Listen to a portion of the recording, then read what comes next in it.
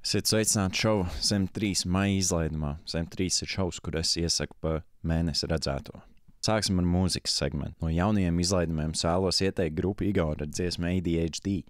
Beidzot, pēc 5 gadu pauzes būs jauns Igora albums un izskatās, ka viņš būs tikpat kvalitatīvs un šizofrēnisks kā pēdējais.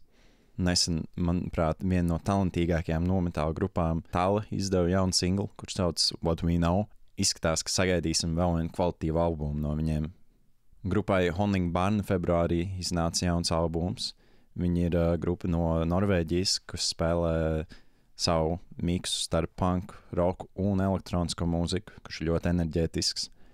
Eksistējošo izlaidumu sadaļu sāksim ar grupu, ko sauc Pyron. Viņu dziesmas ir tehniskā nāves metāla žanra stilā, kur viņi pielieto trakus rifus un kompozīcijas, un klausoties dziesmas, tu nekad nezinās, kas nāk nākamais. Šo pašu arī varētu attiecināt uz vēl vienu grupu, kuras vēlēs ieteikt Sepultus.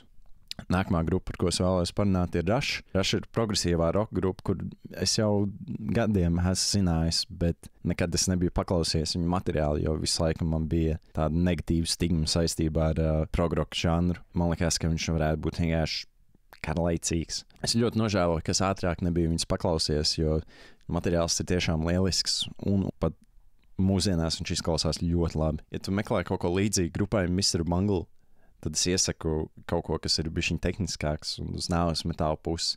Grupa Hunab Ku. Viņiem nav daudz materiāla, viņam arī nav daudz klausītāju, viņi jau sen, man liekas, nav vairs aktīvi, bet tie divi izlaidumi, kas viņiem ir tiešām kaut kas speciāls. Kenmode ir sludge/punk/noise grupa, kurus vēlējos ieteikt, jo, manuprāt, viņiem ir tiešām dažreiz nērts materiāls, kur klausīties.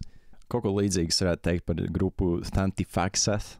Viņi ir viena no apmulsinošākajām grupām, kuras es jebkad dzirdējis. Viņi ir tehniskā black metal grupa, kur izmanto dažādas ritmus, kuriem tu noteikti nemācies izskaitīt līdzi.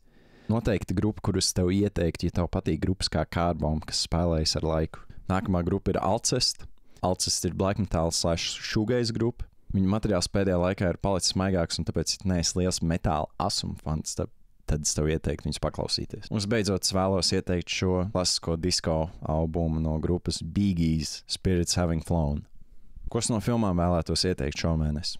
Event Horizon ir filma, ko ieteica mans draugs Fredis. Paldies, Fredi! Stāsts seko tēliem, kas ir nosūtīti uz slepeni kuģi, lai atkuģi kravu.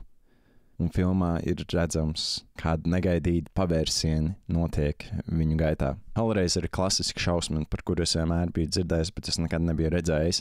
Skatoties viņu, es biju ļoti šokēts, ka pat filma, kas ir veidota 1987. gadā, var izskatīties tik labi mūsdienās. Un visbeidzot, es vēlos ieteikt filmu American History X. Šomēnes kā labdarības izvēlējos kaķu palīdzības centru Remī. Vēlos ieteikt ikvienam šomēnes viņiem noziedot, jo pirms īsa laiciņa ielauzās viņu telpās un izpostītās. Paldies par skatīšanos! Kādas ir tavas domas par ieteikto?